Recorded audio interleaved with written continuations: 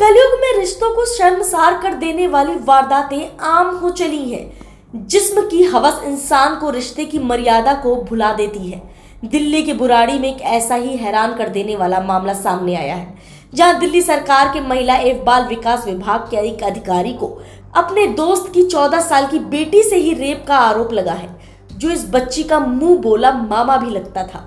आरोपी और उसकी पत्नी को पुलिस ने अब हिरासत में ले लिया है। दिल्ली पुलिस ने आईपीसी की धारा और पॉस्को एक्ट के तहत दिल्ली सरकार के इस अधिकारी पर मामला दर्ज किया है। इतना ही नहीं, आरोपी की पत्नी पर भी कई आरोप लगे हैं। 14 साल की पीड़िता बच्ची 12वीं कक्षा में पढ़ती है। साल 2020 में बच्ची ने अपने पिता को खो दिया था। मुंह बोले मामा पर आरोप है कि उसने 2020 और 2021 के दौरान कई बार उसके साथ दुष्कर्म की वारदात को अंजाम दिया। जब नाबालिग बच्ची गर्भवती हुई तो अधिकारी की पत्नी ने अपने बेटे से मेडिकल स्टोर से अबॉर्शन की दवाई मंगाई और घर पर ही बच्ची का गर्भपात कराया।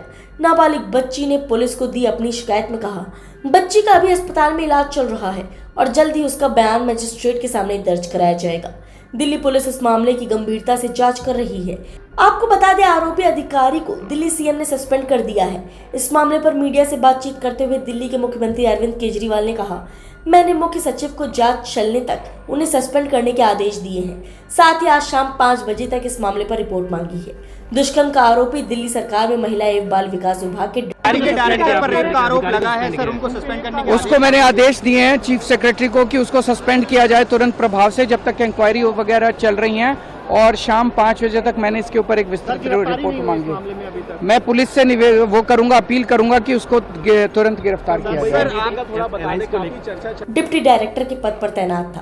वहीं दूसरी तरफ दिल्ली महिला आयोग की अध्यक्ष स्वाति मालीवाल दिल्ली के उस अस्पताल में धरने पर बैठी जहां नाबालिग लड़की को भर्ती कराया गया है।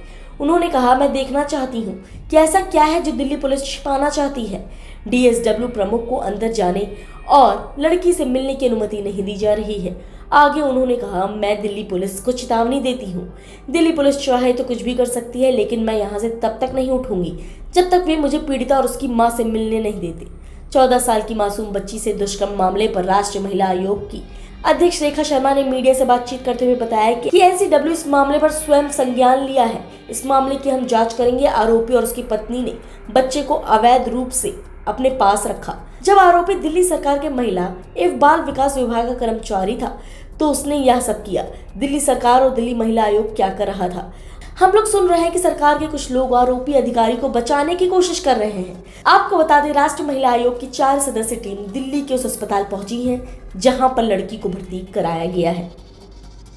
नहीं कर रहा, बस रोक दिया है। अब मैं इन लोगों से लड़कर, फिजिकली लड़कर अंदर जाऊं क्या? तो मैं यहाँ धरने पे बैठी हूँ। मैं भी देखना चाहती हूँ कि ऐसी क्या बात है जो दिल्ली पुलिस छुपाना चाह रही है और दिल्ली महिला आयोग की अध्यक्ष को अंदर जाके लड़की से मिलने नहीं दिया जा रहा। हम सुबह से कोशिश कर रहे हैं, बार बार हमें अस्पताल मना कर रहा है, मत आइए मत आइए। क्यों ना आऊं मैं? ये मेरी स्टैट्यूटरी ड्यूटी है। मैं कैसे नहीं मिलूंगी लड़की से? कितनी शर्म की बात है दिल्ली पुलिस के लिए भी और इस अस्पताल के लिए भी कि दिल्ली महिला आयोग के अध्यक्ष को यहाँ जमीन पे बैठना पड़ रहा है क्योंकि ये लोग मेरे को उस सर्वाइवर से नहीं मिला रहे। तो मैं ये दिल्ली पुलिस को चेतावनी दे दूं, इनको जो करना है कर ले। मैं यहाँ से तब तक नहीं उठूंगी जब तक मेरे को सर्वाइवर से और उसकी मदर से मिलने नहीं दिया जाएगा।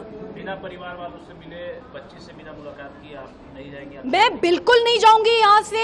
मेरा धरना शुरू हो गया यहाँ पे। मैं तब तक नहीं जाऊंगी जब तक मेरे को सर्वाइवर से और उसकी मदर से मिलने नहीं देते। मैं भी देखती हूँ दिल्ली पुलिस में कितना जोर है, कितनी देर तक मेरे को नहीं मिलने देंगे। इस मामले को डीसीडब्ल्यू कैसे देख रही है? दिल्ली के महिला और बाल विकास मंत्रालय में एक आदमी डिप्टी डायरेक्टर के पद पे काफी सालों से कार्यरत है। इस आदमी के खिलाफ एक बहुत ही सीरियस कंप्लेंट आई है कि इसने एक 16 साल की माइनर बच्ची का रिपीटेडली रेप किया और उसके बाद जब लड़की प्रेग्नेंट हो गई, इसने और इसकी वाइफ ने मिलकर उसके बच्चा गिराने की कोशिश करी, जिसकी वजह से लड़की की तबीयत बहुत ज्यादा खराब है। ये बहुत ही सीरियस एलिगेशन है और हमने दिल्ली पुलिस को नोटिस इशू करा है क्योंकि मैं जानना चाहती हूं कि अभी तक ये आदमी अरेस्ट क्यों नहीं हुआ। दूसरा, हम सरकार को भी नोटिस इशू कर रहे हैं क्योंकि ये आदमी WCD मिनिस्ट्री में कार्यरत था और कई सालों से, दशकों से कार्यरत है। तो हम समझना चाहते हैं कि अभी तक इसके खिलाफ क्या क्या कंप्लेंट्स आई थी और उनके ऊपर क्या क्या एक्शन हुआ।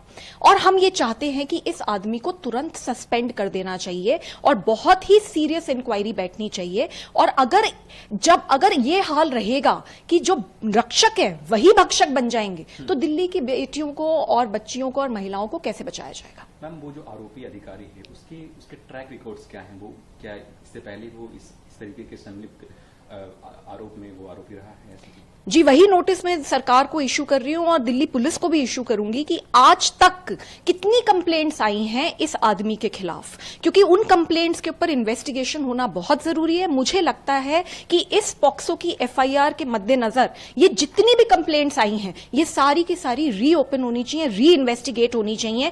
कोई ना कोई मैकेनिज्म तो बनाना पड़ेगा, क्योंकि सरकारी डिपार्टमेंट में अगर ऐसे ऑफिसर कार्यरत रहेंगे जो कि रेपिस्ट मेंटालिटी के हैं तो कैसे दिल्ली की बच्चियां बचेंगी, कैसे महिलाएं बचेंगी। और ये बहुत ही बड़ा इशू है और इसको बहुत सीरियसली लेने की जरूरत है। हम सरकार को और दिल्ली पुलिस को दोनों को नोटिस इशू कर।